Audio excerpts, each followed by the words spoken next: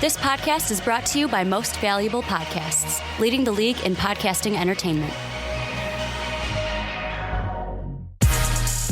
What's up? Real MVPs, Ricky Widmer here, along with the man, the myth, the legend, Dave Oster. I guess that's a thing? Yeah, that's how I'm going to do buddy. it. Like, I realize I completely forgot, because you and me usually don't do one-on-ones. True. And when we do, like yesterday for Too Old the Game, it's you on this side, so I don't have to worry about that. Yeah. And I already have the original man-child name, so yeah, you don't have that's to come all up with anything. So I went with that for this one. Sean, you're realizing my name is not Sean Anderson. I don't sound like or look like Sean Anderson. Sean's a pitchfork. So it's just Dave and I today, but we got special guests leading off the show, Zohnny. He is going to be talking about the Thunder with us. We're going to look at Carmelo Anthony, how he fits with the Rockets. Technically, he doesn't sign there, but he says he's going to sign there, so we're just going to jump the gun a little bit. Take the man at his word. And talk about it. And then we're going to look at the Bulls, because Dave and I are both Bulls fans. I got some splaining to do, and we're going to look at, will the Bulls make the playoffs this season? But before we get into everything, before I invite Z in, we're going to do a little housekeeping here. I'll get through it quickly. Number one, if you want to be like Z, want to help support the channel and be on a podcast, make sure to check out patreon.com/mostvaluablepodcast. That link down below in the description. You can also see our link for our store, where you can see this man across from me kind of showing off our MVP t-shirt. You can also get that store at mostvaluablepodcast.com, where you can catch MVP each and every day. And then last but not least, if you're listening on Apple Podcasts, you're listening on iTunes, or if you're on YouTube and you're like, hey, I've got one of those things, I can do this, make sure to go on to Apple Podcasts and iTunes and give the Fast Break a 5-star rating, and then give us a little bit of why you like to listen to the Fast Break each and every week. But let's get into it, boys. We're going to be talking about the whole kind of Thunder trade as a whole. So we're going to be looking at the Thunder. We're going to be looking at what it means for Schroder, what it means for the Hawks, a little bit of what it means for Melo as well. So, Z, I'm going to kick it to you first. First off, welcome onto the podcast yet again. I'm going to kick it to you first. What are your kind of first thoughts in general about this trade that went down between basically the Thunder, Hawks, and I mean, the 76ers did get Mike Muscala in the trade as well? Oh, thanks for having me, fellas. It's good to be on as always. I enjoy chatting it up with y'all. But to answer your question, I'd say it's pretty much a win-win for the two main teams in it. The Hawks, they free up Headache and Dennis Schroder, however you say it. Mm-hmm. And I kind of heard some stories about how him and Dwight got into some type of altercation. I'm not sure how serious that was, but they get rid of a Headache and they open up room for their star acquisition of the offseason in Trae Young. So, that's a clear path. I'm pretty sure he would have started anyway. I mean, I'm assuming that, but he gets that. They free that space up for him in the starting rotation. And then, I mean, the Thunder, I don't really know how Dennis Schroder is going to fit with them. He is a point guard. Obviously, I think Russ could play the two, and then you could put Paul George at the 3, and then the rest will work itself out. But I don't know. How do y'all think about how does he fit? I mean, bring him off the bench. Is he too prideful to come off the bench? What do you think about that, Dave? What is it? We'll look at the Thunder first. What does this mean for OKC? I think OKC gets a huge win because Melo's gone, mm-hmm. and I think they're going to end up with... And you don't have to stretch it. Yeah, no stretching, no worries. I like the pickup of Schroder. I think that he will come off the bench. I'm hoping his pride's not an issue. Although I think you're right, Z, in the fact that we are going to see some lineups with Brody and Schroder in the lineup next to each other playing 1-2. The one weird thing is yes, it's awesome you got rid of somebody. Yes, you got another ball handler, but he's also an inefficient shooter, which mm-hmm. is not what you need right now to help this team out. So, I don't know. I'm conflicted because on the one side, the Thunder win, and it's a win-win trade, mm-hmm. but at the same time, I don't know how much of an asset Dennis will be. I don't know if he's a net positive player for their team. I think he's a net positive for this year, where basically when I looked at this, I was looking at, all right, you know what? Like you said, is his pride going to be an issue? It shouldn't be an issue because what was one of the main things he wanted in a trade destination? He wanted to go to a playoff team. He wanted to go to a winner. He's going to a team that, in my mind, is easily going to be one of the top 4 teams in the Western Conference this year. If they're not in the top 4, it's like, oh, they're top 5 for sure in the West. But I see them being one of the top 4 teams in the West this year. And I kind of have a feeling where the Thunder could kind of use this year as kind of like a feel it out, where it's like, is he our backup? Of course, like you said, we're going to see Brody and Dennis in the lineup at the same time, play one at the 1, the other at the 2. But I wouldn't be surprised in this deal is if, like, after this year, because they've got Russ and PG locked down for Brody's locked down. His player op is in 2022. That's going to be the year that PG becomes a free agent. If, like, next year or the year after, they could easily move Dennis Schroder if they want to. Yep. Like, if he's not working, they could move this piece. And we know that this Thunder organization knows how to kind of finagle trades to basically get what is worth for them. Z, I want to ask you that. Is there, if you had to put your money on it, would you say that Dennis finishes out his entire contract with the Thunder, or do you see the Thunder moving him at some point, even though they acquired him this offseason? I think that's all up to Dennis, like how he shows in OKC. Like if he proves he can be, like a Rondo type, because we all know he can't shoot, like you mentioned earlier. Probably not as bad as Rondo with the shot, but he can create his own shot. He can, or like driving and stuff, and mid range he's decent, I guess. But if he could just like show that he's a stopper at the 1 defensively, I think that'll definitely up his trade value and make it a little more tough for them to, and make it a little more tough for them to, to part with him. But I think that's probably more of a chance of happening, them trading him, because ultimately he plays the point guard. Russ plays the point guard role or position. So you got did they bring Raymond Felton back? So what are they going to do with him? Are they going to play together off the bench? You're going to have 3 decent point guards, and really ultimately you're just trying to get rid of Melo so you can say, what is it, like $300 million?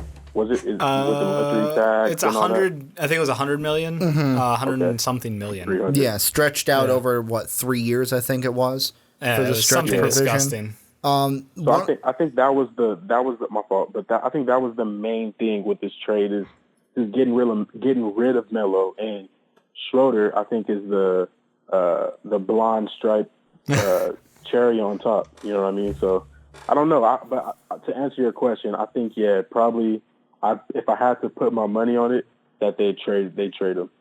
Yeah, I think there's a chance because this team is so volatile, and like the one thing that I love about the Thunder is that volatile meaning it could combust at any time. I do mean that. Like no one's safe. Like if they feel like they need to make a move, they're gonna pull the trigger. Like you have to give Presti credit because like this is a team that for the last couple of years is, we're gonna go out there and we're gonna make big splashes in free agency. We're gonna try to do this. We're going to go for every opportunity we can get.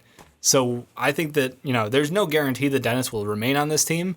I do think, I know I had concerns earlier about like his shooting, but when you look at the volume, he was putting up like 17 shots a game with a team with no other offensive weapons or no other really great offensive weapons. I don't want to describe the Hawks too much, but like. Bazemore, man. I know Bazemore's good, but that's a joke. I know. I'm trying to be nice to Hawks fans.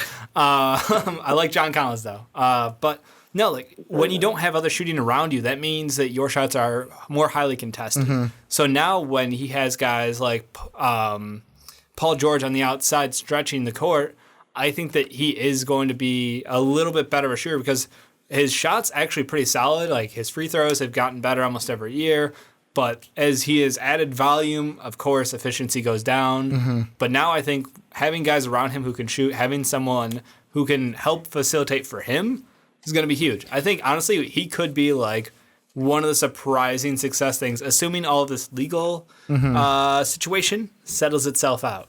I'll throw this at you, Z. This is the thing that I was thinking, because Dave was mentioning the shooting part of it. One of the players that I know, Jake, our resident 76er fan, he was kind of upset a little bit. Jake, correct me if I'm wrong, that the 76ers had to give up TLC, giving up Timothy for this deal to go through. And to me, that is something where I know he's a guy that came off the bench a lot for the 76ers, and he only averaged, last year he averaged less than he did his rookie year, only averaging about 15 and a half minutes per game. But he's a guy that can shoot.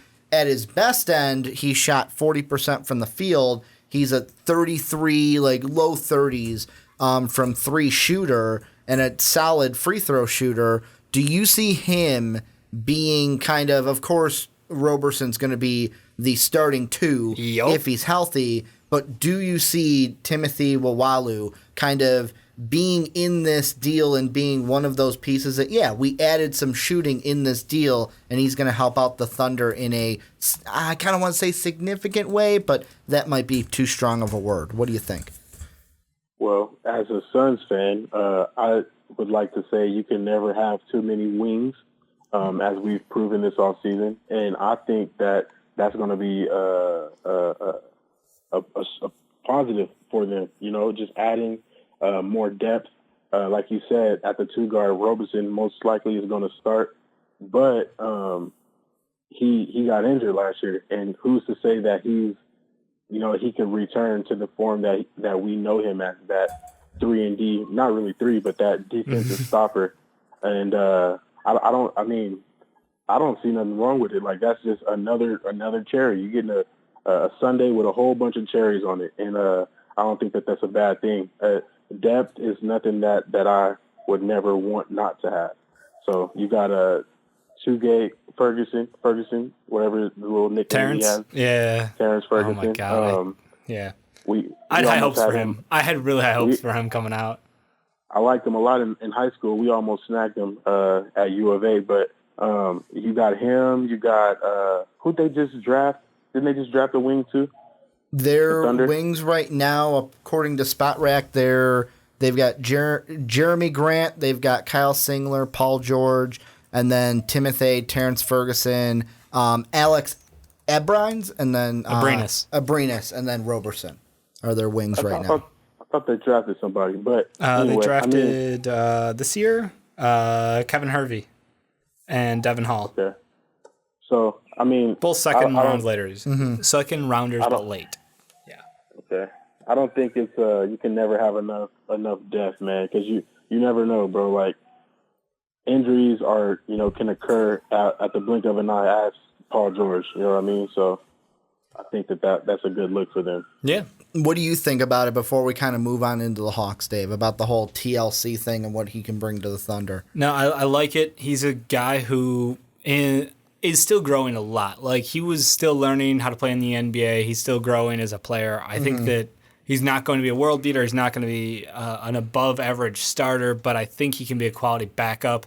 He's got a good body size. He looks as the year progressed, he looked better, but it's still one of those things where he needs some minutes to grow, and on this team, you can get some minutes during the regular season, and then I don't expect to see him at all during the playoffs, really. Yeah, and I mean, he's too far down that depth chart. And the thing with the Thunder, to me, with this whole trade as a whole, this is not the side of the deal I was most excited about. The most exciting part, I thought, was the side we're going to in the Hawks. Because for me, with the Thunder, this trade didn't move the needle per se with me. This is a team that I thought coming in, even with Melo, I was like, all right, they're going to be 4th or 5th in the East, depending on how the Jazz play.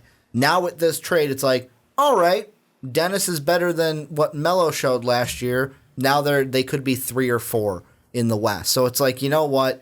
They're still in that 3 to 5 range to me, more so now maybe 3 and 4 compared to 4 and 5. The Hawks are the ones I like of this one, because the big question I had for them coming into this year was, all right, you went and traded for Trae Young. Basically, that was you saying he is the future of our team, yet you still had Dennis on this team. You still had kind of his, to use a word that you used, volatile nature, where if you would have kept him on this team in the season, it would have blown up in your faces. You would have been having a ticking time bomb in Atlanta. I love this deal for the Hawks because this is basically them saying, hey, you know what? We bring in Jeremy Lin because A, he's an expiring contract, and B, can be that veteran presence behind Trae Young off the bench at the point guard. And the thing I love most is this is them saying, hey, Trae Young, this is your team. You might be a rook, but this is your team. Go ahead and run with it. Z, I'm going to go to you. What do you think of this trade for the Hawks in general? Yeah, like I stated earlier, dude, clears the pathway for Trae Young. And I think that's a lot riding on him, man. He's in college. I think he proved that he's a pretty good decision maker. What was the stat I heard you guys say a while back during the scouting process about him that he led the league in usage? Mm-hmm. He led the country in like the highest usage rating. Highest usage ever. That was just because Oklahoma didn't have anybody. Yeah, he had some Jimmer Fredette numbers. Exactly. In usage. And to that point, like that's something that's unheard of for like the Power 5 conferences, right? Mm-hmm. Like for a player to have that much, riding on him and that much on his shoulders as a freshman at that. So I think he proved it there in college. Obviously, the NBA is a whole nother animal. But to your point, Ricky, I think that this is just like them handing over the keys to the kingdom. Like, look, man, this is your team. Atlanta is a great city, ready for you to carry it, back to its prominence, back in the 60 win days with the Corvers and all them. So the 5-man all-star team. So I think he's capable. Obviously this summer league kind of soured a lot of people on him, I guess, the first games in Utah or whatever. But I mean, the trade, like to answer your question again, I think it just clears the path for Tricky Trae to shoot them trades. Well, and it's like the Hawks in general for me, and Hawks fans can kind of speak to it better than I can, but it's like this is a team that since like 2008, that postseason, they've been a team that's been in the playoff. Now, have they gotten anywhere in there? Usually it has been like, oh, we got bounced in the semifinals like the Cavs. They got bounced to our Bulls in one season. That was when we went to the conference finals and lost to the Heat. And then the season where many fans thought, hey, you know what, maybe we can do this, the 2015 postseason where it's like they beat the Nets, they beat the Wizards. All right, it's us and the Cavs. We got it. We can beat LeBron, and all right, we got swept by LeBron. All right, the semifinals next year. All right, we can do it, and we got swept by LeBron again after beating the Celtics in the first round. And I wonder with the Hawks, with them handing over the keys to Trae Young, does this mean, of course I don't expect them to make the playoffs this year, but Dave, I want to ask you, how long of a drought, is this going to be a mini drought for them, where it's maybe like a 3-year drought, and then by that fourth season, we see Trae Young kind of do I'm comparing it to the Steph Curry of like his 4th, 5th season. Yeah. They went ahead and made the playoffs with the Warriors. Or is this going to be a longer drought that they're not going to make the playoffs until Trae Young's second contract in the NBA? I mean, I think there's a fair chance that they could make it just from staying I'll go straight meme and say it's the East. They could make it this year. Don't even count it out. LeBron left. It's wide open. But I think this is going to heavily depend on free agency next year. This Carmelo move opened up their cash for next year. That means that they can go in free agency and see if they have a promising future in front of them. Like, who wouldn't want to play with a point guard who is amazing floor general? Like, he is excellent for getting everybody involved, passing like a madman out there. Like, that's somebody everybody wants to play with. So if you can show enough promise that you can lure in, some mid-range to maybe some interesting free agents, that team could make a quick jump. I think it's probably likely it's a 3-4 year kind of a thing, but 2019 free agency is gonna be wild, and that's where like the asterisk comes in. Z, I'll ask you first off, how long do you think the playout drought will last for the Hawks? And 2, if you were a free agent, would you want to go play in Atlanta with this roster that you see right now? How long will the playoff drought last?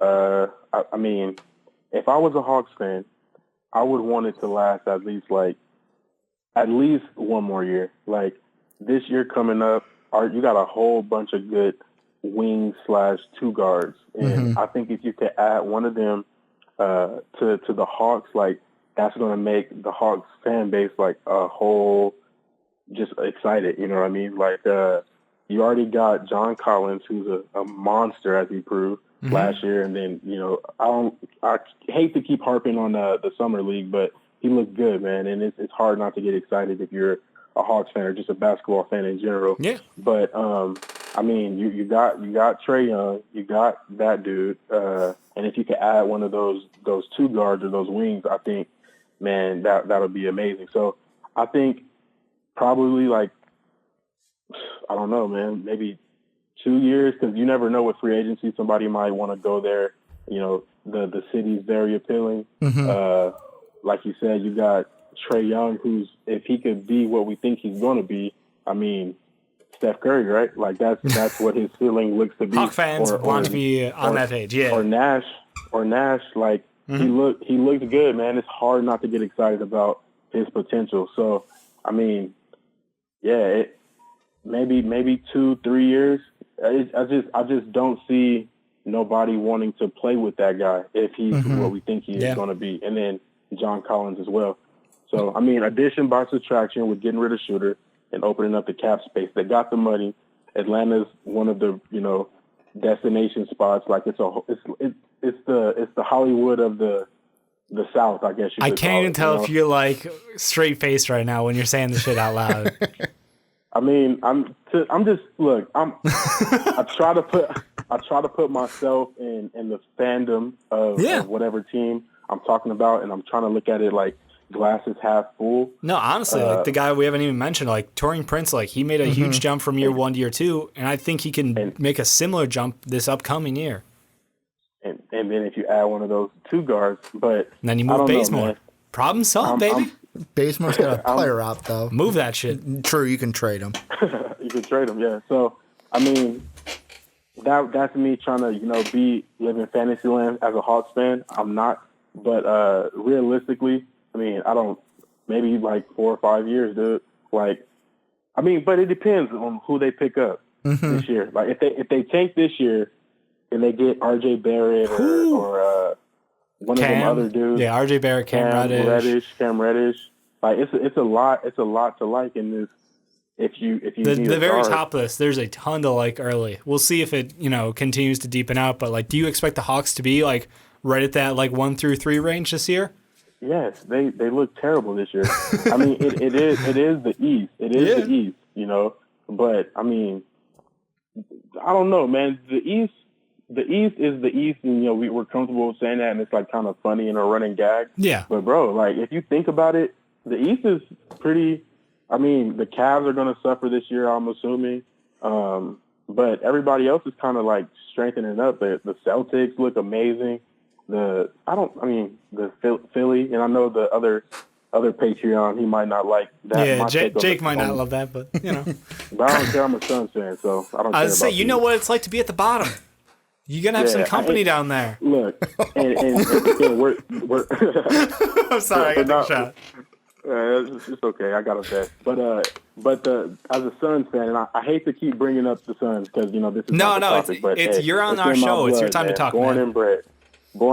But as a Suns fan, this is our 8th year. Last season was our 8th year not making the playoffs, and more than likely, even if I want to be a super geek fan about it, we're not going to make it this year. So it's probably going to be 9 years in a row. And when we had old Nash and broken down Amari and Grant Hill, who found the fountain of youth, and all these old good guys, like I was ready to tank then. Like I was ready to tank, and I will be the first to tell you, not that I've foreseen us taking 8 years to get back into the champion or the playoffs, but it's just. Like, what do you want? Do you want to fight to make the 8th seed and then get bounced in the first round by the Warriors, or in the East? You got 3 teams that look amazing now. The Raptors, you got the Celtics and the Sixers, and I'm pretty sure the Wizards. Like, it's a lot to like over there. But like, what do you want to? Do you want to just be in that purgatory? Like, that's the worst. That's the worst spot to be in as a fan. Like, you speaking to my soul right I was gonna now. say, like, Ricky's just got a grin ear to ear as you're talking about. It's serious, dude. Why be in the middle? It's true. It's why do you want to fight for the AC? Yeah, it's playoff revenue. Your team gets money. Your team gets a little notoriety, and you know the experts and the pundits say that you're not a trash franchise or you're not rebuilding. But like, really, you just stuck. Like, what? Like, that's not something to. We've been there, dude. I'm a Suns fan, bro. Like, we've been towards the top, you know, as championship contenders. We've been fighting for our lives to get into the playoffs, and then we've been at the bottom. And at the bottom, it's a lot better. It's hard during the regular season, and you hear all these pundits and stuff, you know, trashing your team. But look where we are now. Not that we've arrived. You know, God forbid, I'm knocking on wood if you can't hear it. But, you know, DeAndre Ayton turns into to freaking Greg Oden.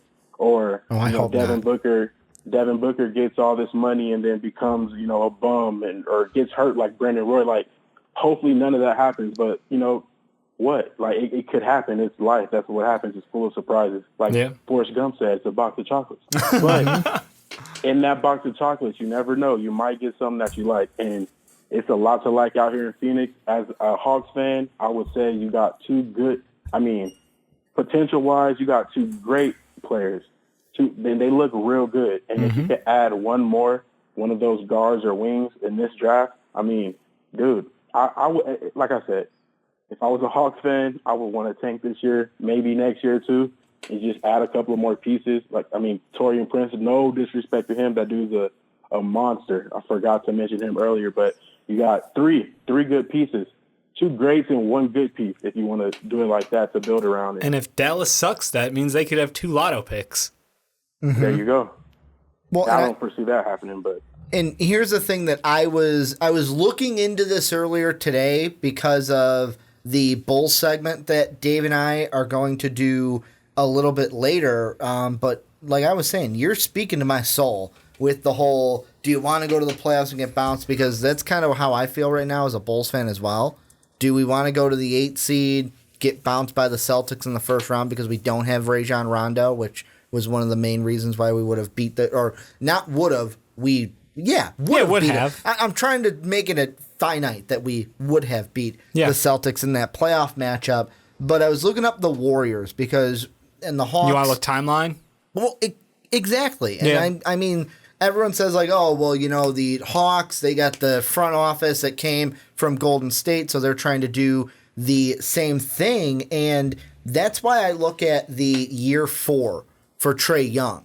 Because if you look at their draft history and you look at their season, so they draft Steph Curry, his first year is 2009, 2010.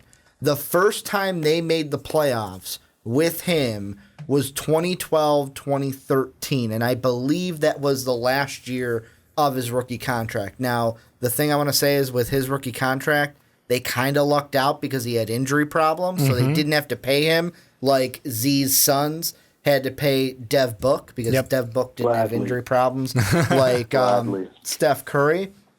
But, you look at their draft history of after they drafted Steph. It was they drafted Steph, then 2 years later in 2011 they get Clay. Then that first year they made the playoffs, that was Draymond's rookie year. So they had this, all right, we're building that talent that, of course, now it's hindsight's 2020. But then that built into that first playoff, they get a steal against the Nuggets, get to that second round, lose to the Spurs in 6 games. Then the first round the next year, they get bounced in the first round to the Clippers, but they get that experience, and then boom, the rest is history. Win 3 out of the next 4 finals, and of course those last 2, they did add KD, so there's an asterisk to that one. That's, of course, going to help you out in any finals, but I feel like the Hawks have kind of almost done the same thing in an expedited way because, of course, it depends on how they're going to pan out. But in one draft, because the Hawks actually had the draft picks, They got Trae Young, who could be like their Steph Curry point guard. They got Kevin Huerter out of Maryland, who that's a guy who can kind of bring a similar, or if they develop him that way, could kind of be like your Klay Thompson. And then many people are going, oh, Amari Spellman, he's like our Draymond. And some of that I feel like is fans trying to pinhole these players into that. Yep.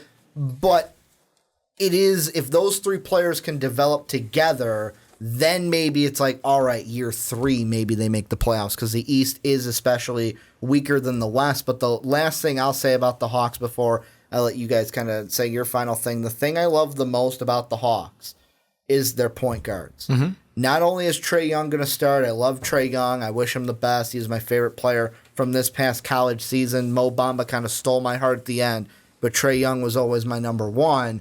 I love having Jeremy Lin behind him, because not only is Jeremy Lin an expiring contract and you can get rid of him if you want. How dare you? But if anyone knows the spectacle that is going to follow Trae Young in the NBA, it's Jay Lin. Because when he played with the Knicks, it was Lin's sanity.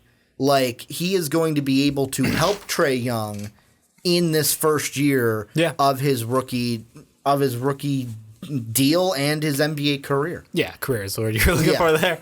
No, I totally agree. I think that Jeremy Lin, I want this man to find a home. Mm-hmm. I want him to be healthy. You were so sad when he got injured last year.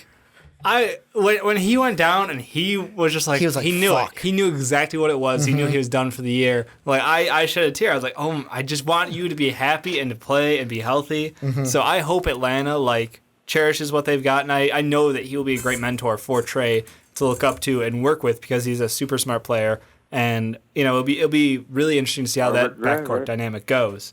But yeah, I mean, if you're doing this I just want to jump back on the comparison thing. So are you saying Dennis Schroder is their Monta Ellis, and they just shipped him early? Could be. He could be the Monta Ellis. But wait, didn't they ship Monta Ellis? They didn't ship Monta Ellis right away. No, that was the thing. It was Steph played up until the 2010-2011 year, and then I think the following year he was traded, or 11-12 he was traded out. But yeah, no, it was just like that weird, they had their little rivalry, and you said this is the expedited version, so they just moved him early. Well, if that's the case, if he's the Monta Ellis, then Hawks playoff this year, because they traded him in 2012, and that was the year they made the playoff. Ricky's bold prediction. Right after that. Ricky's bold. LeBron left. The East is wide open, man. They're wide open. Z, what's your final thoughts on the Hawks, the Thunder, this whole trade in general? Really, I don't care. No, I'm saying. I mean, I like Trae Young a lot, dude. Like, I wanted him. I'm greedy, man. As a sports fan, I've learned how to get greedy, and I wanted us to snatch DeAndre Ayton at number 1 and Trae Young somewhere in the top 10. But so I mean, I did a lot of YouTube looking up and research on them and scouting, like, quote unquote. You can't see my air quotes, but I mean, I'm like you said, I'm rooting for him. I'm rooting for that dude. Like he's. I want him to be the next Clay, or not Clay, but Steph. Yeah. I want to see him crossing dudes. I want to see him on ESPN. I want to see that. I want to be able to be like, dang, like finally, somebody lived up to their potential. Like, 'cause Steph, I mean, nobody thought Steph was going to be what he is now. You know what I'm saying? True, like nobody foreseen that. I don't even think his dad did. And if we could, we all seen this dude from a young age, really his senior year in high school with YouTube and, Ball Is Life and all these different YouTube channels. We get a chance to see these dudes young, and he looked good, man. And I just really, really hope that it's not too much, like this trade, addition by subtraction with getting rid of Schroder. And they're giving him the keys to the kingdom, and I hope he knows what to do with them. I think he does. I don't want to see a bust in any of the picks except for Doncic. I want him to bust. You son of a bitch. Look, we'll argue about this on the next show, but I got some strong feelings on that one. And you're wearing Maverick blue today, and I mean it's not as bright, but it's kind of Mavericky. Not blue. really, yeah, but okay. I could say it could be a little Mavericky blue. All right. Z's like, I'm gonna have to look at that later. I hate the Mavericks, and I hate Sacramento from this day forward, and the Lakers and the Spurs. Hateful fan. And another thing I'm going to bring up as we end this segment. And the Warriors. You used to be a LeBron fan, but you were telling us before the podcast no more. Are you gonna make it official here on the podcast that you're no longer a LeBron fan? I got a lot of buddies who listen to you guys' show. Nice. And let me say this. Let me make it plain and clear. I love LeBron James. He was my second favorite player in the world behind Devin Booker. I'm that big of a homer, yes. And if it wasn't for him leaving Cleveland and going to Miami, this would be the case for everybody. Everybody would love LeBron because who wouldn't want to be able to say, look, this is our version of Jordan. Not that he's better, not that he's worse. We just have somebody to cling to and say, I got to see this dude play from the beginning, and I got to witness greatness, no pun intended, because of the whole Nike campaign, whatever. But now that this man has, again, left Cleveland, I don't know how Cleveland feels about it this go-around. He gave you guys a championship. They got a championship. They're fine. Yeah. But the fact that he is now a resident of Los Angeles, California, I don't know the zip code or the area code. Is it 90210 or whatever that shows? You're asking the wrong people. Yeah. Yeah, I am a resident of Arizona, and I am a diehard Arizona everything fan. Even soccer. We don't have an MLS team. We have Phoenix Rising, which is in the USL, I think. Anyway, back to LeBron. He plays for the team that I hate more than anything in any other sport. I hate the Lakers, and there's no way that my hate and my love can coexist for one man. And because of that, I am now a staunch unsupporter of LeBron James. I wish him no luck. I wish him unluckiness. I want him to be healthy and stuff. Maybe a little rolling of the ankle or two won't hurt, just to make sure that they don't become a playoff team. But I do not like LeBron James anymore. My love for him has now turned into mean, flaming hatred. And yeah, I'm proud to say that I can no longer vote or for him in all-star games or nothing like that. He is an enemy of Zohnny now. So that's my piece on that guy. Appreciate your take. The thing that just popped into my head, and Sean's going to hate me saying this, but you want to know the NFL comparison to LeBron going to the Lakers? Is if Tom Brady went to the Steelers. No. No? Steelers? Why the Steelers? Because, I'm trying to think, of course, my first thought was to the Giants, but it's I'm just saying, Tom Brady actually wins things. Exactly. But LeBron only won one ring in Cleveland. Whoa. He got a couple down in Miami. I mean, I get it because Tom Brady's lost as well. I was just saying, actually, Patriot fans would riot if he went to the Steelers. But yeah. Patriot fans would riot and be like, it'd be what different are you if he ever moved. I'm trying to think of a quarterback who's won in multiple places. I mean, Brett Favre almost did, but he got cheated out of that. Peyton Manning. Yeah, there we go. Well, and the trophy went right over his head when he played Seattle. But then he got it when he played the Panthers. So there you go. Cam Newton let him get it. So I'll go Peyton Manning's a good comparison. Well, this is where you guys come in. Let us know what you think about this trade down below. We have gone for about almost 40 minutes on this trade. Too long. Way too long. I didn't expect to sit down and talk about Carmelo and Dennis Schroder for that long. You know what? When you get talking to Z, everything is A-okay. Love having Z on. I can't wait to... Sorry for my long-windedness. Oh, I love it. And the thing that I can't wait to have you on for is that first segment we have you on for. Well, not the championship. I'm not getting that far. But that first playoff bid. And we talk about the Suns making the playoffs. I already just want him to go back and forth about someone he disrespected. Just disrespecting the Mavs like that. Yeah, Dave's still salty over that Luka. Get out of here. But this is where you guys come in. Let us know what you think down below in the comment section. Thanks for Z for joining us. You guys can be like Z if you check out Patreon, which is down below in the description. And let's move on into the next topic, Dave. We're kind of looking at the same trade, but not really. We're looking at Carmelo Anthony now. Didn't really mention him in the first topic.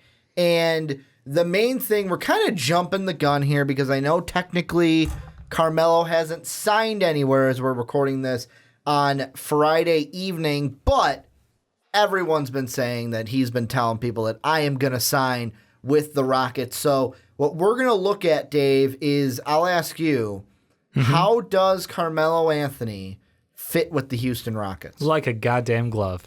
Like, I know they lost Luke Mamamute and they lost Trevor Reeves, but they need a wing, and they need a wing who can shoot. And as long as he doesn't go full-blown Joe Johnson on them, they'll be fine. Like, I think this is actually a really good fit for them. And it's weird that I'm saying that because he provided very little to no defense. His effort levels were down. He Doesn't matter. They don't play attitude. They don't play defense in Houston, and according to Jabari Parker, no one gets paid for defense. But they played really good defense. They're one of the best defensive teams in the league. But that doesn't matter, apparently. And he's right, though. No, people don't get paid for defense. That's why you got $20 million, and Andre Roberson's getting like 10, and Marcus Smart's getting like 11 or 12. So he's not wrong. Just tossing out that he's not wrong. We'll talk about that in the next one for sure, because I got some bulletin points there. No, I think it's awesome. I think Melo coming here, it depends on the ego because, again, he's still playing third string. Like, you're still going with the James Harden, Chris Paul, and then you. Yeah. So we'll see where his ego's at, but I think he'll be happier. Did he like playing with Paul George and Brody? Yeah. But Chris Paul's his buddy. Well, and that's why I know it's a little bit extreme. I know I was telling you about it, and you were like, what is he talking about? When Little Golick was basically he doesn't fit anywhere. And I'm like, I don't know if he doesn't fit anywhere. But the thing I think about with Carmelo is when you say, like, fits like a glove. Yep. The first thought I have is, all right, are we hyping this up a little bit too much like we hyped the Thunder up last year? Because let's be honest, Thunder were a good team. They made the playoffs. We might have hyped the Thunder up a little bit too much. We thought they were going to be a better team than they were, especially seeding-wise. I did not know that Andre Roberson would be dead. Well, I know that's part of it, but that's what sort of changed things. One of the big negatives too was everyone harping on Melo, which is kind of easy when Roberson goes down. Are you saying him fighting his coach on the sideline to get back into a game that they came back into because he was on the bench was a problem? Yeah, I think it was a little bit of a problem. And like that's where I feel like with this one is, like you said, can Melo take a back seat? Can he be a guy where it was Charles today on Get Up basically said, I can't remember what team he said he was on. I think it was the Clippers, where basically he was like, yeah, I was starting. And he's like, I just could tell that I was not helping the team in the starting lineup. And he's like, I remember going to the coach saying, dude, put the rook in. Like, put this young player in over me. I'll come off the bench because that's going to be better for the team. Can he do that? Kind of like what you mentioned with Dennis in the last segment. Can Melo put his ego aside? Can he put that pride aside and say, hey, you know what? This is where I am in my career. I'm transitioning into a different part. I'm not the same Melo that we saw in Denver. I'm not the same Melo we saw at the beginning of New York. I need to come to this Rocket team and help Chris Paul, help James Harden, not be the big guy on campus, the BMOC, basically. To be fair, I think the biggest change for him, outside of locations, is going to be the fact that he's on a team with amazing spacing. One of the best basketball minds as far as offenses go is now in charge of him. He's going to get much better looks. He's going to have much better sets set up for him. And he's going to have the best point guard, like pure point guard, in Chris Paul hooking him up. And James Harden, no slouch either. So I think that honestly, we're going to see a resurgence of Melo. Both of them are going to get assists to Melo, basically. Yeah. Well, we'll see. I mean, we'll see how generous people are with assists, with how long Melo takes to dribble the ball himself, go ISO. Maybe if Melo develops more of a spot-up shot, not a dribble shoot. He's a good spot-up shooter, I know, don't get me wrong. Do that. Don't dribble around. Yeah, we'll see how that goes. But I think, honestly, he's going to come back to what we're used to. I think he's, last year was his worst statistical year pretty much across the board. I think we're going to see roughly the same shooting numbers, 15 to 17 shots a game. But what we're going to see on the upside is his efficiency is going to go back up heavily, I expect. I think he's going to be, again, about like a 19, 20-point scorer. I really do have high hopes for Melo. I think last year was a shitty season. He fell out of position. He didn't feel like he fit in. He was not the right puzzle piece. Square block, round hole. I'm going to ask you this question because it just popped into my mind, and Sure. I know this is a very Colin Cowherd question, but I'll ask it to you anyways. If he goes to the Rockets and the Rockets play well and Melo's playing well, does that feud the fire of, maybe it's Brody's the problem? No, he couldn't play with Brody, but he can play with Chris Paul and James Harden. No, but he I was think fine on the Rockets. Boo, the Thunder, he wasn't fine. I wonder why that is. I mean, we've mentioned the horrible coaching on the Thunder for the last 3 years that we've been doing this show. So, no. We've also mentioned the fact that how is he going to fit ego-wise? I don't know. How's he going to fit next to his best friend now? And isn't it a little interesting that when given the option, he's not going to the Lakers? I don't think LeBron wants him on the Lakers. That's the question. And that's an interesting I'm surprised that's not more of a story. That given the option, they brought it up beforehand, like when the stretch provision was first being discussed. That like a lot of people were like, LeBron probably doesn't want Melo on the Lakers because it's interesting with them. I know this is away from the Rockets, but it's interesting with the Lakers how they're constructing their team. I know they got Be Easy today. Yeah, I love it. But LeBron, instead of going, hey, I'm going to get my buddies, he's bringing in Lance Stevenson, a guy he played against in the playoffs who he, to me, I'm going to assume, respects that and was like, hey, he can help this team. Oh, Rajon Rondo, another guy who played in the playoffs. The smartest basketball mind alive right now. Yeah. And with Melo, I just don't think that either Magic or LeBron want him in that because the last thing you want to do in that situation is add a guy like Melo who could blow the whole thing up, basically. Yeah, no, you've already got like Melo, Light, and Kuzma. So like, why blow it for adding ego, the star, whatever. It's probably not worth it. But it's interesting that now that Melo has his pick of the litter, he's going to play in Houston. Yeah, and I mean, out of the two choices that I heard, early on, it was either Miami or Houston. Right. And the reason why I think Houston is a better fit for Melo than Miami. Team? No, not just that. Not just that. Okay. It's not just that. Like, of course, the Rockets are going to be in the playoffs. The Heat will probably be in, but it's the East. I hate saying that. That's but literally our phrase of the season is it's the East. LeBron I hope you guys left, get used so to that. It's wide open. It's wide open. Get used to this shit. It's all season. It's going to be all season, not LeBron's gone. But basically, the thing that I think is why the Rockets are a better fit for him personally is because Pat Riley is a guy that don't take no shit.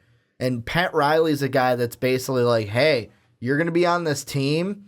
It might not be Chip Kelly levels of obsession, but it's basically, hey, you're on this team. You're going to eat right. You're going to take care of your body right, which throughout his career, it has been documented that Melo might not be the main guy for, hey, I keep my body right and know exactly. No, he knows what's going in, but it might not be the best thing when you're eating cereal and Big Macs during your career before games for pregame. Hey, man, we had people like who you had to hide bags of gummy worms from the locker room. So, like, I'm not judging. I mean, let's be honest. Chad Ochocinco, when he was on the Patriots, he's like, yeah, I'm going to run a 40, eats a McDouble, runs a 40. He goes, doesn't matter. I'm just going to work it off, right? Exactly. I mean, if you go back to the 90s, people would literally be smoking in the locker room before games, during halftime. Such a different time. Such a different time when you can actually smoke inside a building. Yeah, that's true. It's true. But, like, going back to Melo on the Rockets, to me, one of the things with the Rockets side of it that I wonder is, you mentioned it, they lose guys like Trevor Ariza, like Maamute.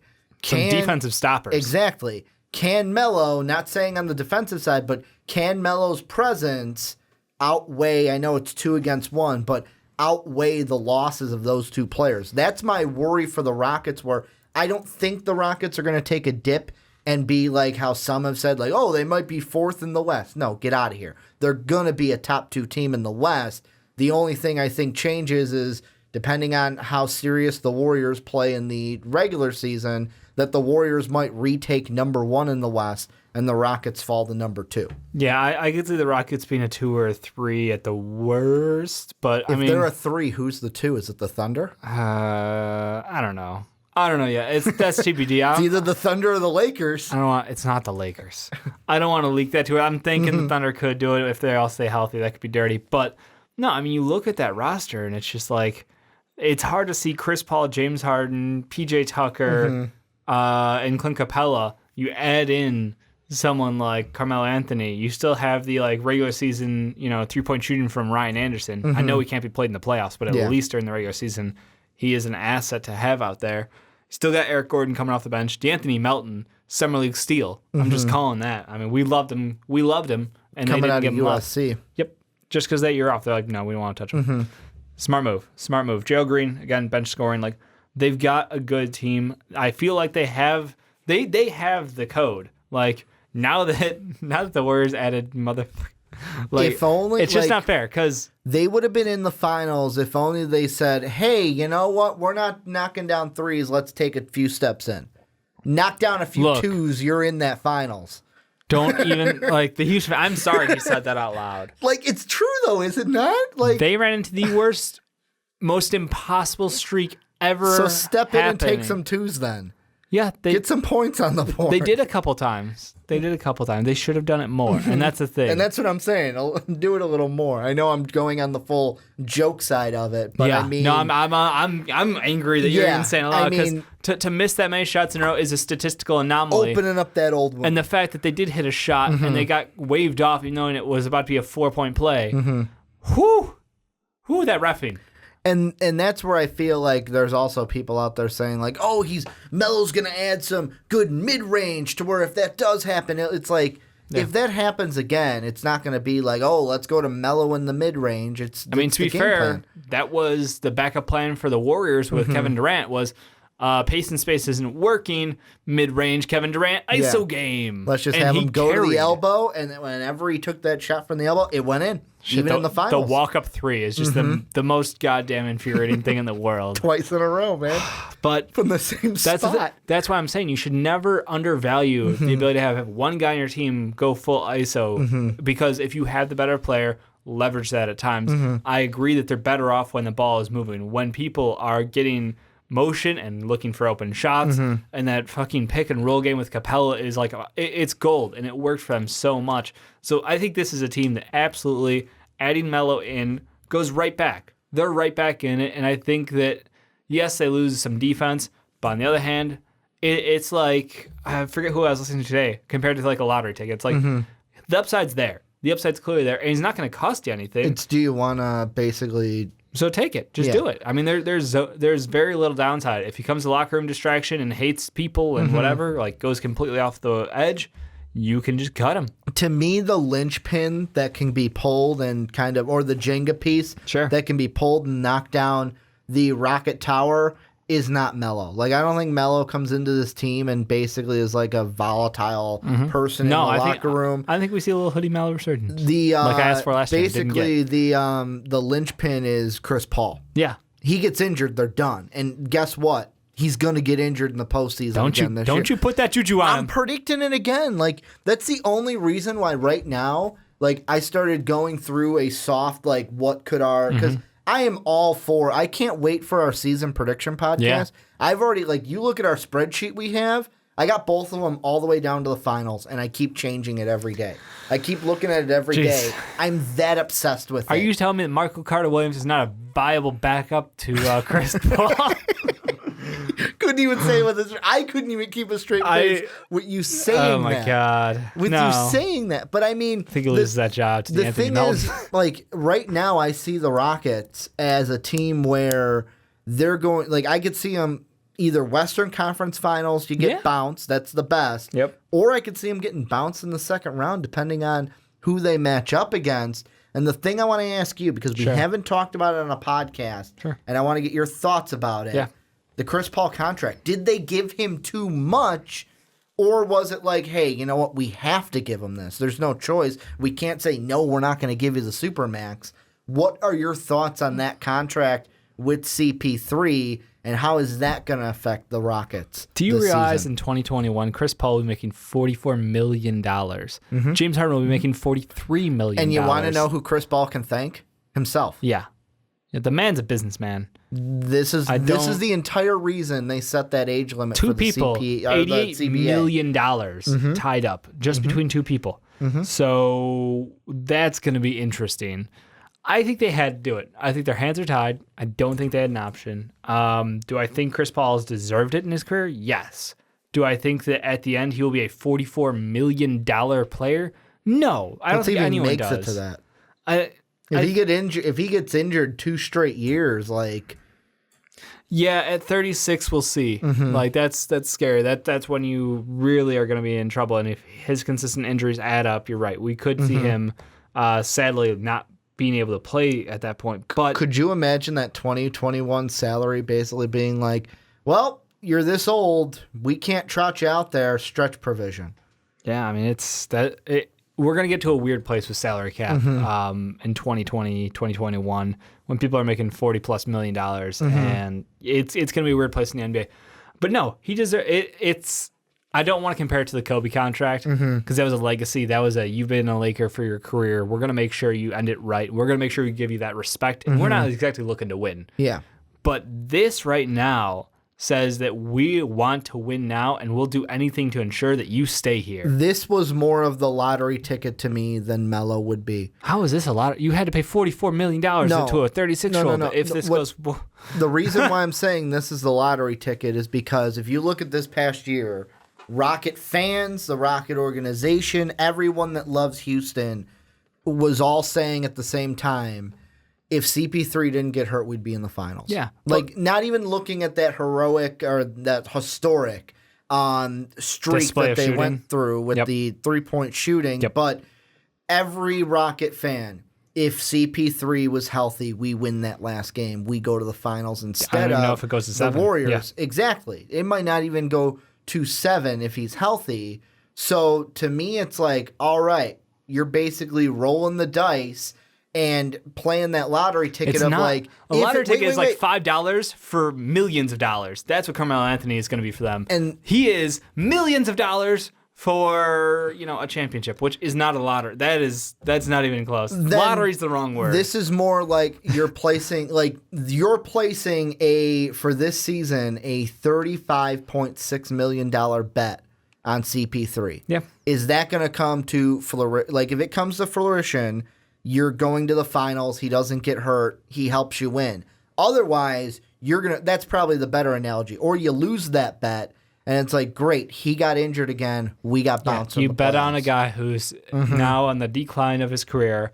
It's injury more of a prone. gamble that's probably what I'm saying. Yeah. Lottery ticket, total different. Gamble. Lottery ticket gambling, it's still in the same ballpark, but a little different. Yeah. No, I agree. Like 33, multiple injuries in his career, never been able to stay healthy when he needs to be. So, I don't know. I think he's going to be okay. I think Melo's going to be a good add. I think that the environment is just right for Carmelo Anthony to be on that team at this time in his career. I think it's almost a perfect fit. We'll see if he shits the bed. Like, if he does it again this year, there's no excuse. Like, there's no saving Carmelo Anthony. But if he performs well, then what do you do? It'll be interesting. Give me this. This is an early kind of soft prediction, not hold you to it. Melo comes to the Rockets. Yep. Where do they finish in the West, and how far do they go? I got them 2 in the Western Conference Finals. And I think, honestly, that one will be dependent on where Boogie's at. If Boogie's healthy and Boogie's rocking, I'm Warriors terrified. team's going to be impossible to beat. I'm terrified of that Warriors team. There's nothing like...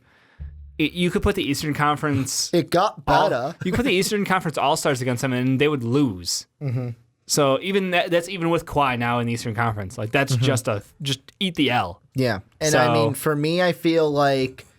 I almost feel the same thing. Rockets are going to be second in the West behind the Warriors. I'm going to say either Western Conference Finals or second round bounce. Who do you think can knock them out with a healthy, happy Carmelo Anthony? With a happy, healthy Carmelo Anthony? Yep. Who would knock him out in the second round? Do you want me to give away what I have right now? Because it's a shocker. You know what? No. Let's save the teaser. Let's save the teaser. I'll tell you after we're done recording, right. but that's what I want to save for our predictions for because it's a shocker and people are going to get mad at me for that one. That's honestly, why I didn't want to say it. I like this Rockets team. I like Melo going there. I think this is going to be a ton of fun. And I think that, minus what if the Warriors have an injury? Then we look at this real close. What if Steph Curry goes down? Oh wait, they have Kevin Durant. Durant. Every single year. It seems it doesn't matter. They'll still beat like the Nuggets in the first round. We'll see. Oh no, they'll still beat the Blazers because the Blazers can't win a playoff game. I want like PJ Tucker to go all Tanya Harding on Steph Curry. Here's a question I want to ask you, and this is from Damascus asked me,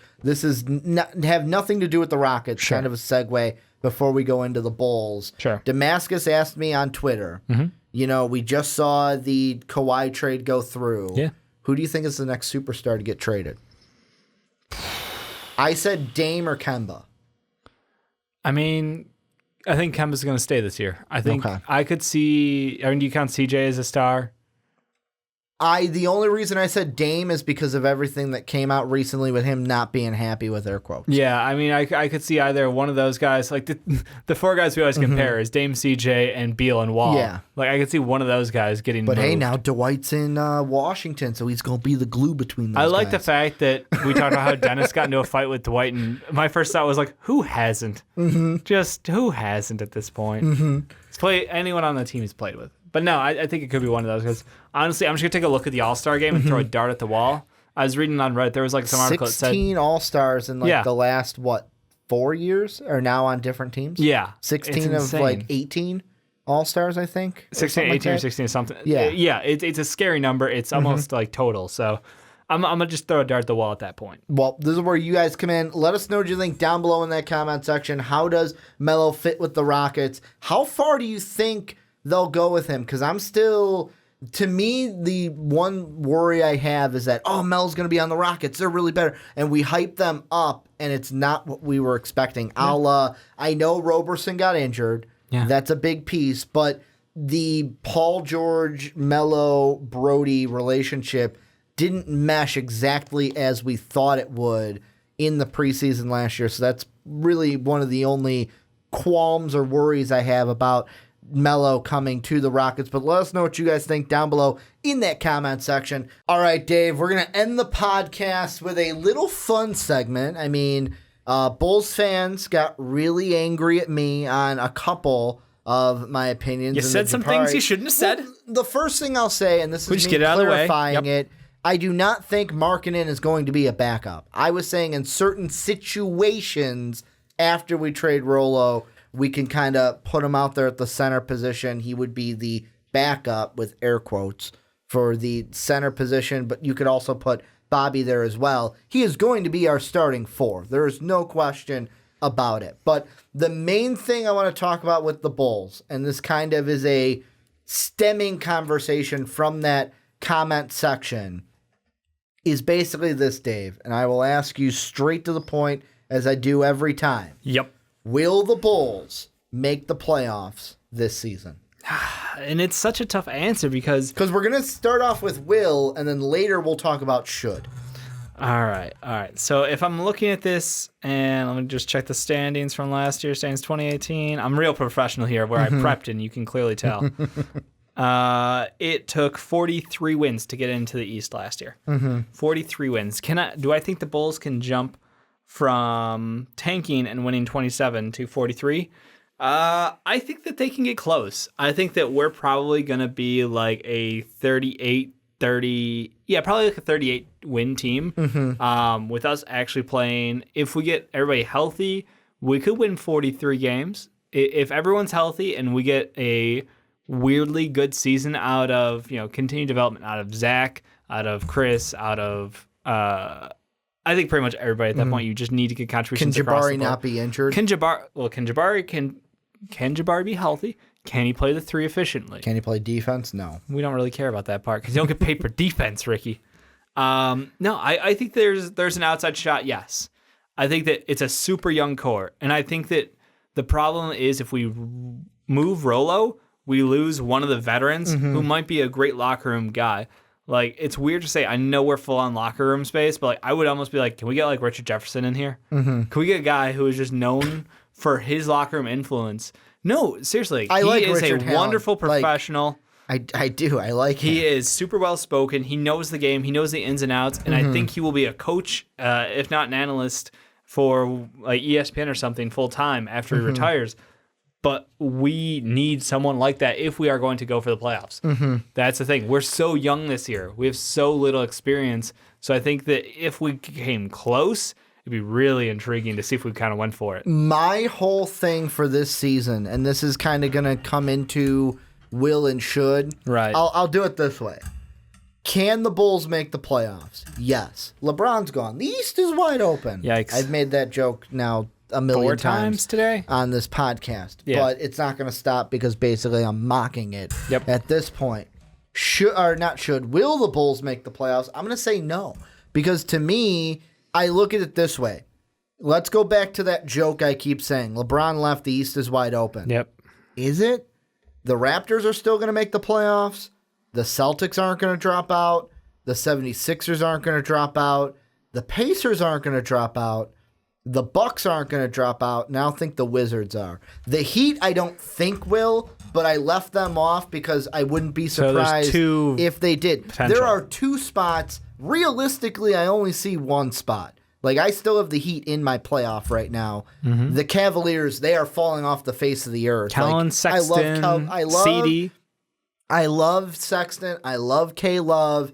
I think that we're set up for a top 10 Cleveland pick in this year's draft. I don't think they're going to make the playoffs this year. Well, it's been proven that LeBron leaves the first time and they fall to the bottom. It's not proven because they didn't have Kevin Love on that team. And that's the thing. Like do you forget the fact that Kevin Love drags the Timberwolves to like 30-plus wins? I don't think that team makes that team makes the bottom line. I don't think they make the playoffs. But I think they're in the same range as Charlotte. Mm-hmm. I don't think they're a top 10. I think they're a 12. The top 10 is a different discussion for another day. We'll table it. They don't make the playoffs though. So realistically, that's 1 spot, maybe 2 in there. I think that Charlotte will be better this year. Are they going to be playoff good? I don't know, but they're going to be better. I expect the Pistons to make the playoffs this year. We were all really disappointed in the Pistons whiffing. Well, and now to me, you get, and I know that some people like Dwayne Casey, other people don't. I don't know who doesn't like Dwayne Casey is a good coach, and he just was Coach of the Year, and he's going to coach that team better than Stan Van did because they're not going to build a fucking wall. They're actually going to play basketball. Look, man, Boban and Drummond were one hell of a wall. My playoff right now. But a healthy Reggie is going to be a lot to that team. And that's the one question of I know what point guards we were kind of discussing with Sean. Yeah. Sean's like, really? Reggie Jackson? You're like, yeah, Reggie Jackson if he's good. I don't love the man, but he can score points. And then you made the joke, Ish. I love Ish. Ish is my boy. Another shout out to Ish. But realistically, without seedings, I see the only team from last year's playoff in the East bouncing out for me is the Cavs. And for me, right now, I got the Pistons taking their spot. And, I mean, to me, I feel like all the other teams that didn't make the playoffs in the East are still not going to make the playoffs. Now, are the Bulls going to be better? Are they going to be better than 27 games?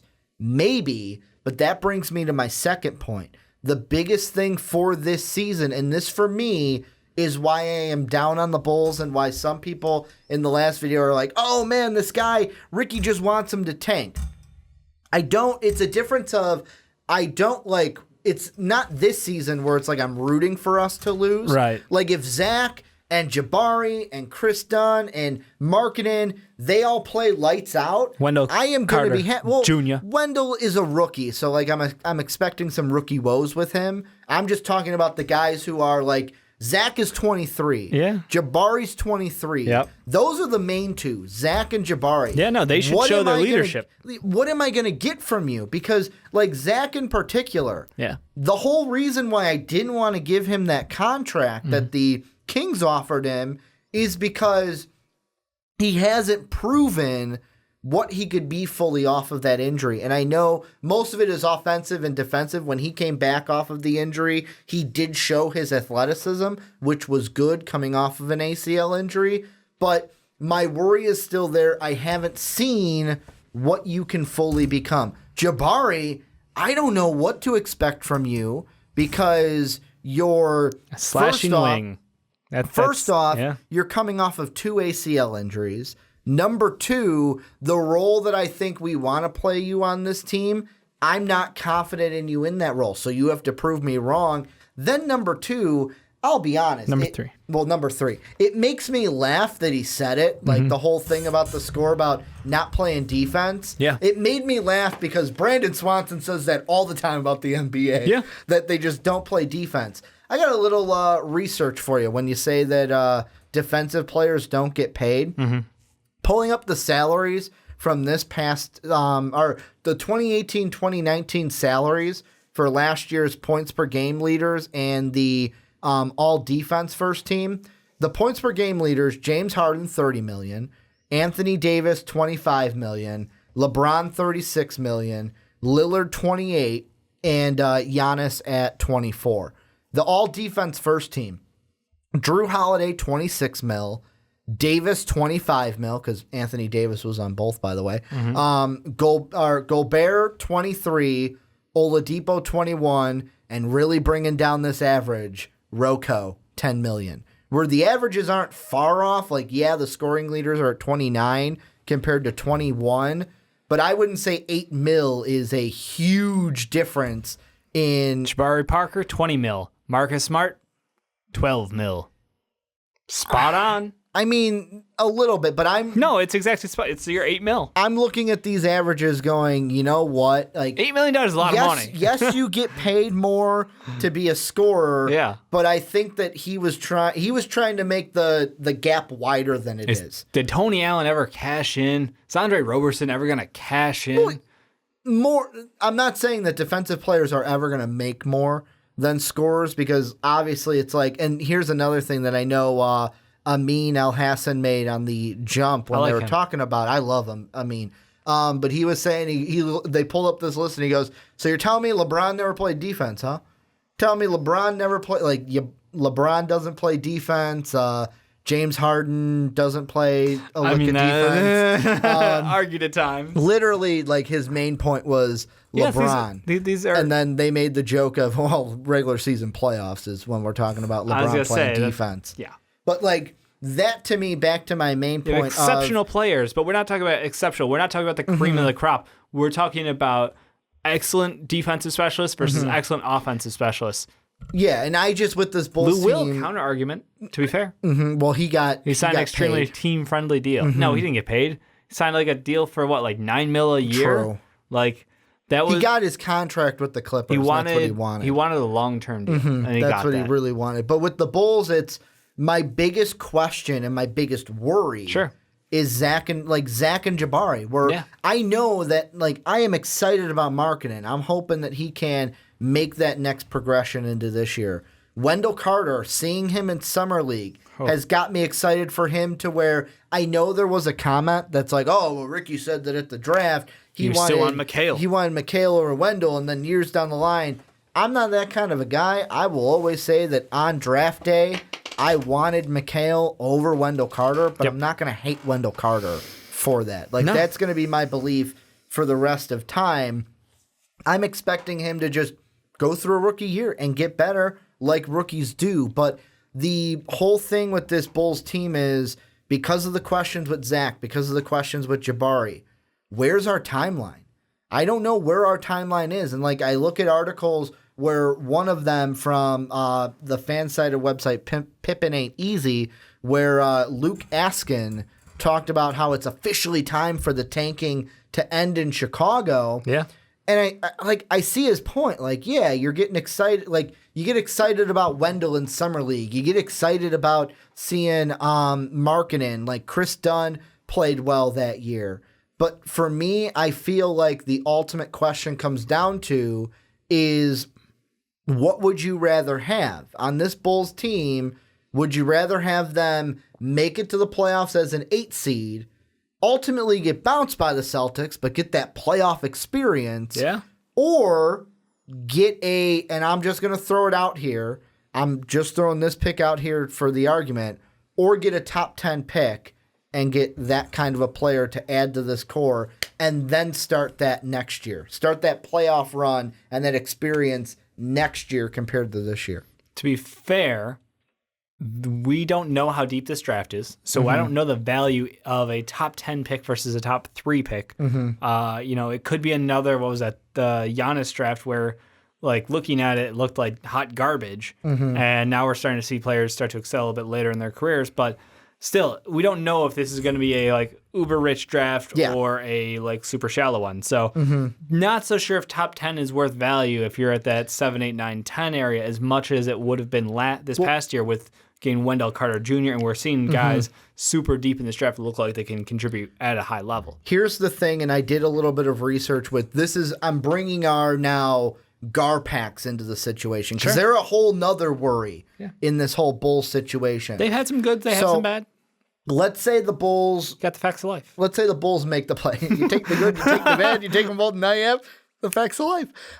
Let's say the Bulls do make the playoffs, sake of argument, 15th pick. Okay. So they're the last pick outside of the lottery. Yeah, we squeak right in. If I look at picks from 2004, because Paxson he took on his role 2003. Yep.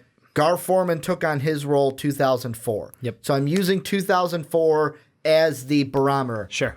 Spoiler alert, if I use 2003, Kurt Heinrich would help me out a little bit. But from 2004, if we look at picks in that 15 range, here's who we got. Rodney Carney. Nothing. We've got James Johnson. He actually turned out to be a pretty good player. Kevin Seraphin. I'm talking about how they were on the Bulls. I'm just saying, James Johnson's good. Yeah, but I mean, on the Bulls, he didn't do anything for us drafting. It's because we so shit the bed a little bit. I'm going to throw Tony Snell in there, although he was 20. Succeeded. Here's the thing that pisses me off, because this would have been something to like diffuse my point, but we fucked up and traded for Dougie McBuckets. We would have had Gary Harris at 19 and Yusuf Nurkic at 16. Like, there's no telling we would have drafted that. Hindsight's 2020. There's no telling we would have drafted that. Harris was actually a maybe, though. Yeah, I know, but I mean, like Nurkic was not. Looking at what they were, like you look at that and go, "Oh, that could have been so good." Yeah. And then Denzel Valentine was 14. Not the best Bull, and I was really high on Denzel coming out of that veteran draft. leadership. And then Justin Patton was technically 16, but I'm pushing him away. That's the Markkanen pick. Yep. So then I look at if we have top 10 picks, and what I see, you see, if I include 2003, Heinrich was 7. Third overall in 2004, Ben Gordon.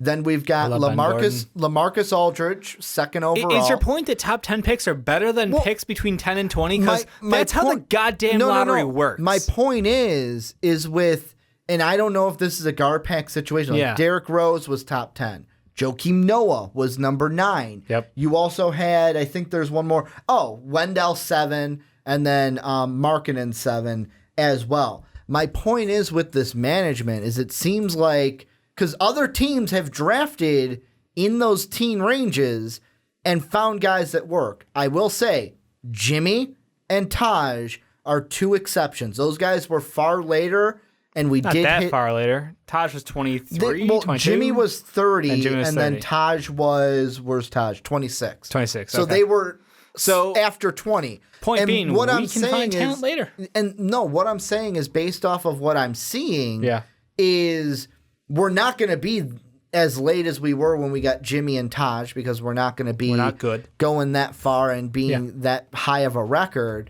So for me, based off of what I've seen with Garpax, and maybe this is me diving way too into it and going way too down this rabbit hole, Garpax can find talent in the top 10.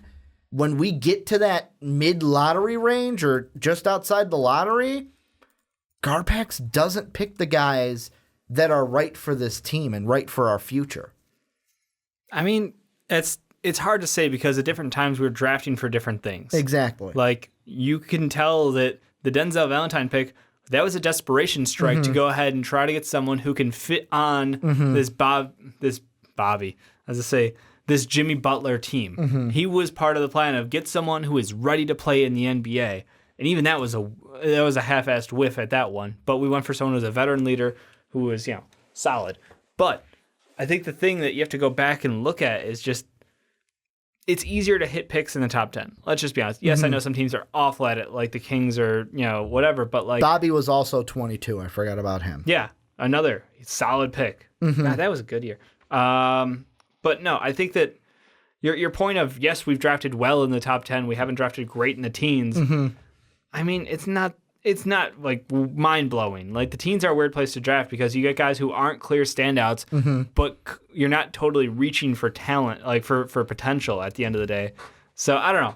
I feel comfortable with them drafting anywhere. Yes, I know we fucked up and late on in the draft we also had whiffs like Marcus Teague and Norris Cole. but like it's gonna happen. No one's amazing at the draft. Well, and my bottom point with that is basically with the management we have, and I know we could go on a Fire Garpax podcast basically all day. I mean, I'm mixed results. I'm saying mixed like results. the fan base. Like there's a big part of the Bulls fan base that wants to fire Garpax. We literally paid to put up a sign blocks away from the arena. Hashtag Fire Garpax. But with this ownership, what it's proven to me in this history is that let's give if we want a good draft pick, let's give them that opportunity to get a guy that we can't miss on. Like you said, top 10 pick, it's no brainer that they're going to be better. Well, let's give them that so they can get us one of those instead of whiffing on a guy in the mid-teens. That's just something that I looked at because now the question is, should the Bulls make the playoffs? Like, the benefits of it, like I said, you make the playoffs, you get that playoff experience, or you get a higher draft pick. I'm hoping we don't. If we miss the playoffs at 14, then at that point, I'm like, just make the playoffs at that point. But, like, if you're going to be a top 10. But you got the percentage. Like unless we're getting Derrick Rose, like getting those opportunities, like not many times that pulls through for us. Like I didn't even think we were going to get the first pick when we got it that year. I mean, had we not won the coin flip, we would have been the number 2 pick. True. So, yeah, who knows? Well, the coin flip, because there's always the lottery is rigged in the NBA and those conspiracies.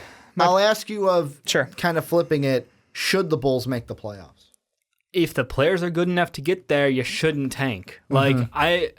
The only way I feel good about tanking is when you're playing on a roster where even at their best, they're not able to win games. But you are letting the kids run. You are letting them grow, and you're seeing what they can put out. You're seeing them grow together. Like, a team like the Suns isn't going to make the playoffs unless, sorry, Zohnny, I know we just had you on, but they're not going to do it.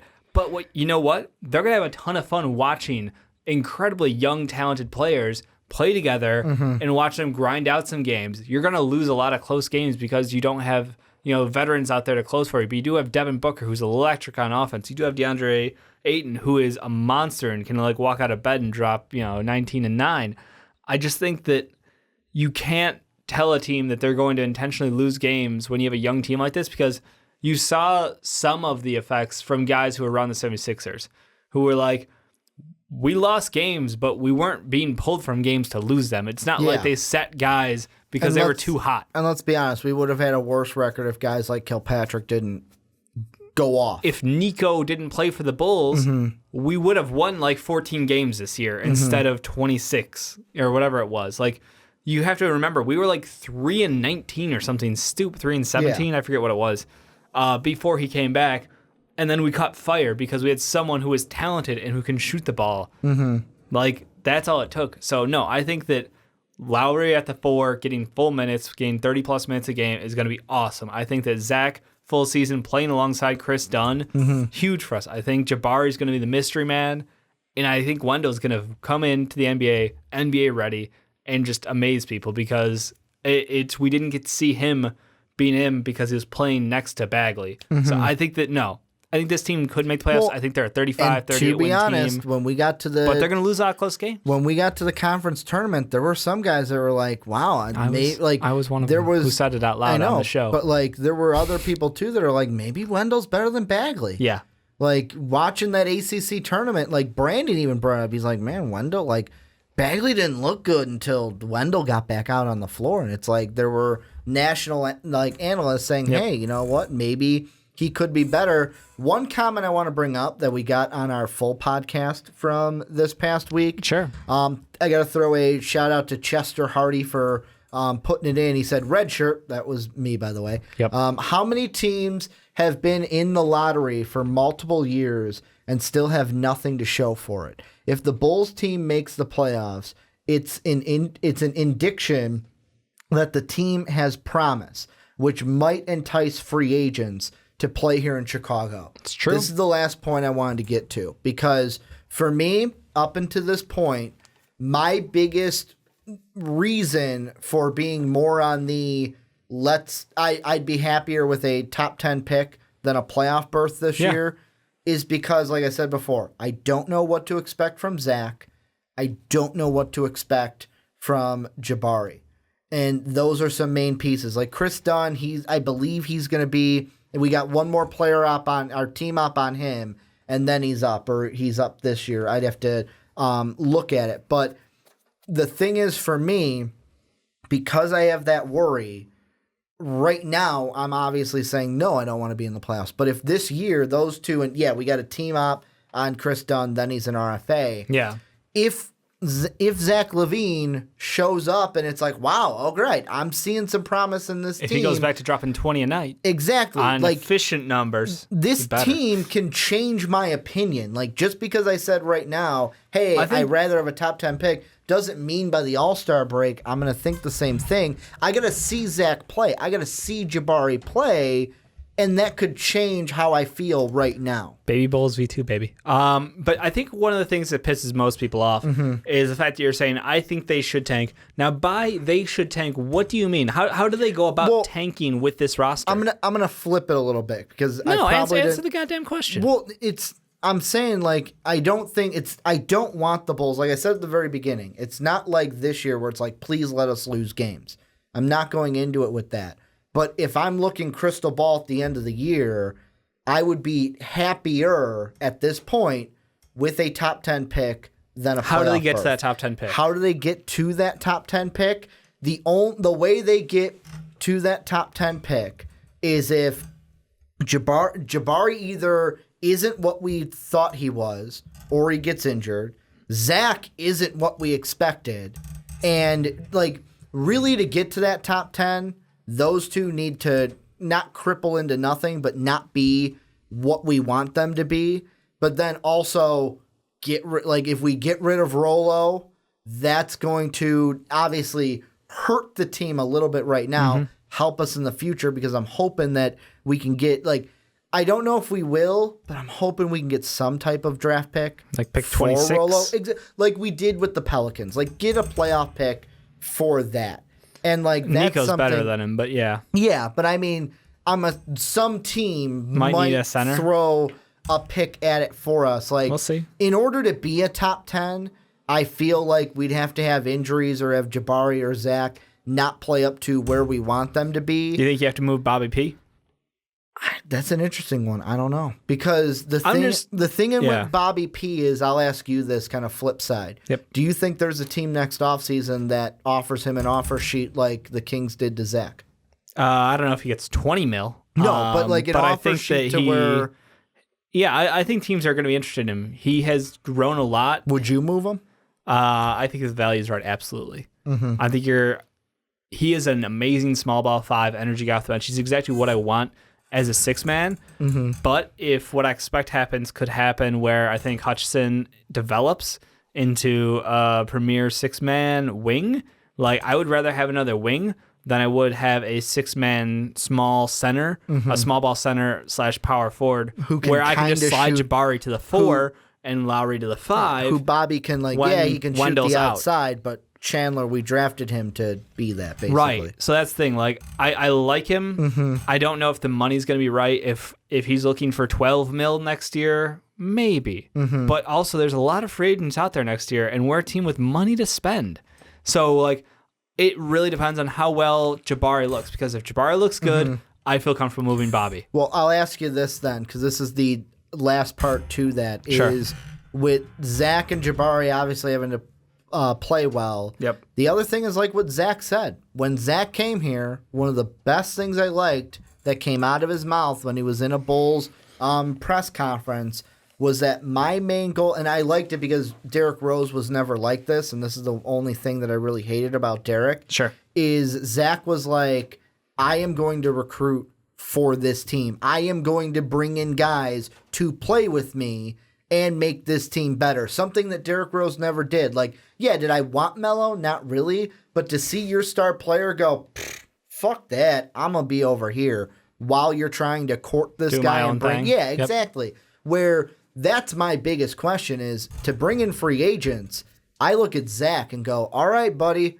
it's time to basically nut up and shut up. Or nut up or shut up. Of basically, are you going to be able to do what you said you're going to do? And are you really going to do it? I don't know if he's good enough to bring in free agents. Like, I'm sorry, I don't respect him as one of the top players in the league. I think Lowry's a better player than he will be. I think that people would rather play with Lowry than they would with a guy who is just a volume shooter and an inefficient one at that right now. So unless he has an impressive season, I don't see players coming and, him being like, oh yeah, come play with us.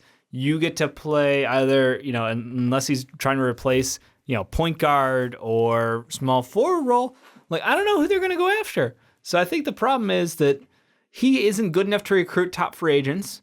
And he probably isn't going to. He's not good enough to recruit top free agents unless he has a breakout season this year. Well, and that's one thing that did cross my mind a little bit of if I was a top guy, would I be like, yeah, I want to go play with Zach LaVine, man.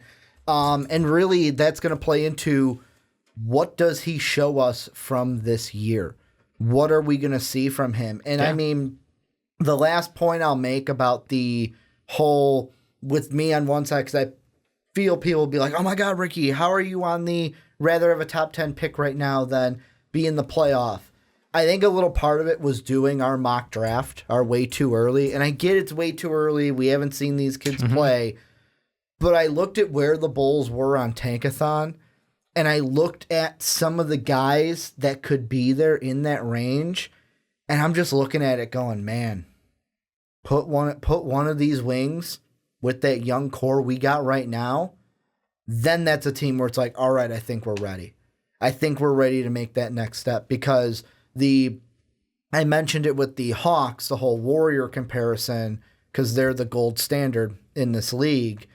The thing that changed our timeline compared to theirs, because think of Markkanen as the beginning. Markkanen's the first piece.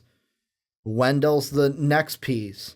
The only thing that we had that they didn't was we traded Jimmy to get Chris and Zach to come in, and they didn't sign a guy like Jabari. So, I mean, with having Zach, having Chris done, that kind of changes our timeline a little bit from that Warrior. Hey, if Markkanen is like the Steph Curry pick and we get 4 years from that before we make the playoffs, getting LaVine and getting Chris Dunn accelerated that timeline a little bit. And paying for Jabari, I think, continues to. If he's healthy, he was a 20-point a game scorer. Which, looking back at that, by the way, I called that amount with not even know, we give him 20 mil. But the thing I really like about that deal, hindsight, because, of course, we kind of jumped the gun on that deal. Player op. Team op. I love how I'm going to compare it to Mike Glennon in Chicago, where basically the Bears did the same thing, where it's like, hey, we'll give you, I think it was a 2-year, 3-year contract, but we got that out after the first year, which they used. Yep. The Bulls, if he gets injured or they don't like the marriage, they can get out of it, whatever. And then they got money to spend in free agency. Exactly. I wouldn't be totally upset if the Bulls made the playoffs because that means they're good, and I want this team to be good, but I'm not going to be completely upset if this team is in the top 10 of the draft next year because of the type of players that I'm already seeing in that top 10 already. Any final thoughts before we end up the shop today? I think a lot of people misunderstand, or you misunderstand, the phrase tank then. That's my takeaway from this, because you're saying... I'm going to put it on me. I'm not putting it on them. Yeah, you're pretty much saying unless people completely bust out between, bust as in underperform between Jabari, Zach LaVine, or they just get injured, you don't know that we're bad enough to get a top pick. A part of it, too, so tanking is intentionally playing players who don't deserve to be out there, which I don't think we have anyone on our roster at this point after we just cut Zipser. Yeah. I don't think there's anyone. The Zip God. I respect the man, but he's not an NBA. He knew he was getting cut, too. I think that we've got a super young, super talented team. I don't know if we're necessarily going to win a ton of games, but I think that 30 to 35 is totally reasonable. And where that was coming from, obviously, was, like I've said, and I can't say it enough, the uncertainty of what we're going to get from Zach this year. Mainly and Zach. Jabari. You don't even know. I throw in Jabari, but Jabari. We seem to hate Jabari because you're trying to get a wing. No. That's my takeaway. Jabari isn't a huge if he's bad this year, I'm not going to sweat because we're out at the end of the year. If we didn't have that team up, then I'd be like, all right, Jabari, you better play up. But if Jabari fizzles out this year, I'm not going to be totally upset because we can get out of it next year. Zach is the big one because we matched that offer. Yeah. And I understand why we matched the offer because we traded Jimmy for you. He wasn't the only thing, but basically he was 1/3 of the Jimmy trade. We got Marketing, we got Dunn, we got Levine, and Levine was one of the big pieces, I'll say, at the time. Going into the trade. Exactly. Coming out of it, it looks like Lowry's by far. I mean, you can't just say, yeah, we're going to let you walk, giving what they gave up to get him. So I understand that, but he's got to play up, man. He's got to show us that everything that he's been saying right now isn't just talk, and that he's going to be a piece to help this team and carry this team and be the leader of this team and be a veteran on this team. But this is where you guys come in. Let us know what you think down below in that comment section. Will the Bulls make the playoffs? Can the Bulls make the playoffs? Should the Bulls make the playoffs? Everything in between, what you think about this Bulls team. Also, want to thank Z for joining us today. If you're listening to the individual segment, go check out the other ones. If you're listening to the full podcast, thank you guys for sticking all the way through. A little bit of housekeeping here at the very end. Make sure to check out patreon.com/mostvaluablepodcast so you can be like Z and join a podcast yourself and talk about whatever you want. You can come on the podcast and just tell me how much of an idiot I am for my takes on the podcast. I will. We'll jump sit here and talk to you about it. But you can check that link down below in the description. You can also check out our store. That's in the description as well. You can also check that out at mostvaluablepodcast.com, where you can catch MVP each and every day. And then last but not least, if you're on iTunes, Apple Podcasts, make sure to give the Fast Break a 5-star rating and let us know why you like listening to the podcast each and every week. I want to thank you guys for watching on YouTube. I want to thank you guys for listening on podcast services around the world.